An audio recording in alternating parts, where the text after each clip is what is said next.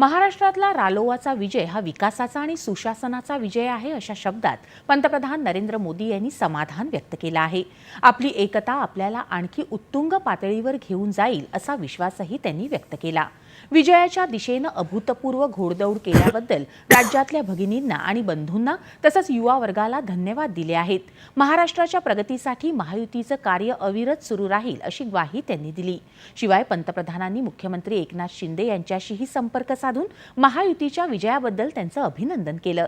झारखंडच्या जनतेचेही त्यांनी आभार मानत त्यांचे प्रश्न मांडण्यासाठी रालोआ पुढाकार घेईल अशी ग्वाही त्यांनी यावेळी दिली। रालोआचे लोकाभिमुख प्रयत्न सर्वत्र प्रतिध्वनित होत आहेत अशा शब्दात देशातल्या ठिकठिकाणच्या पोटनिवडणुकांच्या निकालाबद्दल त्यांनी समाधान व्यक्त केलं।